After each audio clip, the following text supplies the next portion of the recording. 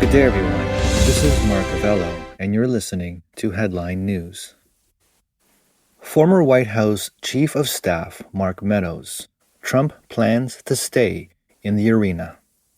Former White House Chief of Staff Mark Meadows said on Thursday, February 11th, that former President Trump, who is being impeached by the Senate, continues to put America first, but he also plans to stay in the arena. According to the Washington Examiner website, America and the 75 million voters are not done with Donald Trump and all he did for the country. Meadows told Sebastian Gorka, a former White House advisor, in a radio interview. The former president met with House GOP leader Kevin McCarthy at his Mar-a-Lago resort in Florida last month.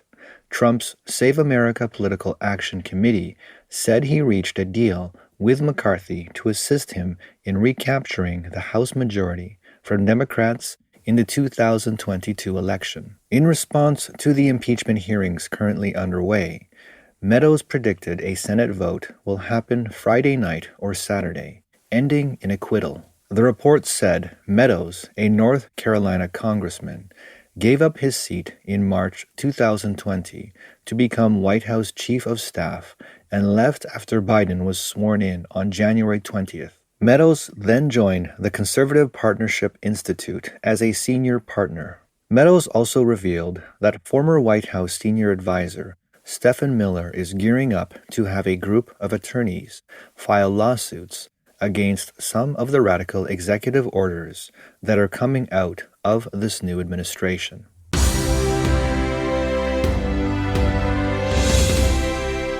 7.1 earthquake struck Fukushima, which was also felt in Tokyo.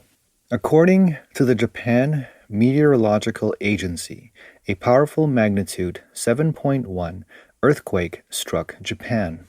It measured a 6+ on the Japanese Shindo scale, ranging from 0 to 7.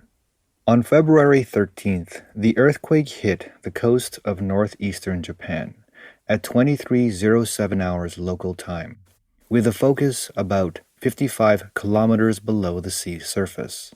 Strong tremors were felt in Tokyo. Windows and doors shook violently. The Japan Broadcasting Association, NHK, reported that the quake registered a strong 6 in the southern part of Miyagi and in the Nakadori Central and Hamidori coastal regions of Fukushima. The Japanese government set up a task force to examine the earthquake. Tohoku Electric Power reported that the Tohoku region blackouts occurred in around 90,000 homes, 21,200 households in Iwate, 8,500 households in Miyagi, 61,100 households in Fukushima, and 2,100 households in Niigata.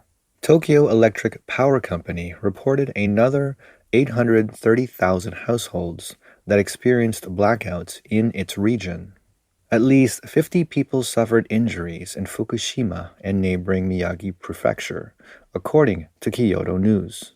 The initial jolt felt more powerful than the one I experienced in the Great East Japan earthquake in 2011, said 68-year-old Tomoku Kobayashi, who works at a traditional inn in Fukushima. I wondered if it would end. Even if people say we don't need to worry about the tsunami, I don't buy it, said a 50-year-old male worker. I learned from my bitter experience 10 years ago, and that's why I evacuated. A resident in Miyagi Prefecture, 76-year-old Marika Yoshida, said, I'm scared of aftershocks. I live by myself, and what am I supposed to do? Kyodo News reported that the Prime Minister, Yoshihide Suga, headed to his office at around 11:28 p.m. Tokyo Electric Power and Tohoku Electric Power confirmed that no irregularities have been found at the nuclear power plants in their areas. The Chief Cabinet Secretary, Katsunobu Kato, held a press conference to explain the situation of the earthquake.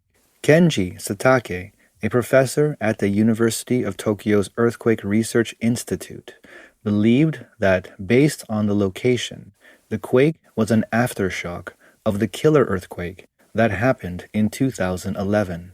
Because the 2011 quake was an enormous one with a magnitude of 9.0, it's not surprising to have an aftershock of this scale 10 years later, he said.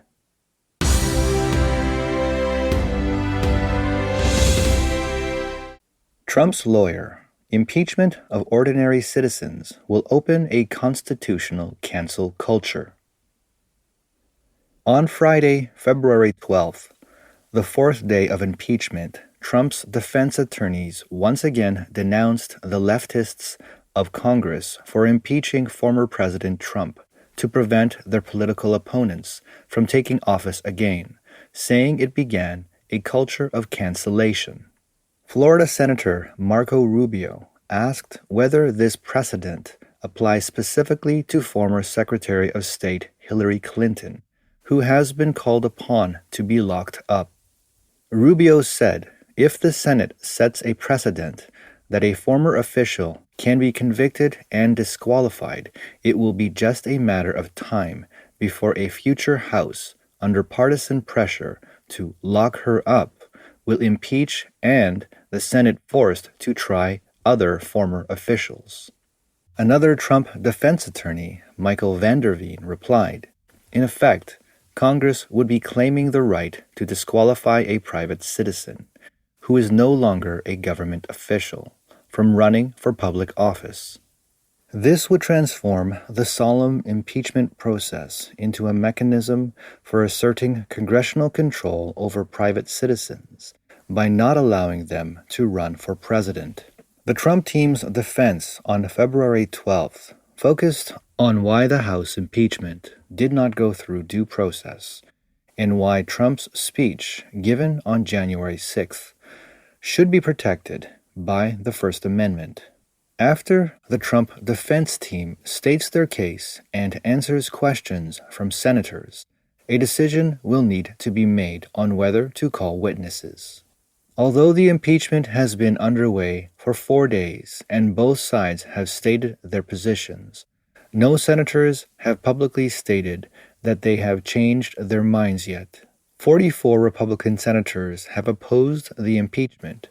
Without the support of at least 67 senators, Trump will once again be acquitted of all charges. This concludes today's broadcast. Thank you for your time, and stay tuned for the next headline news.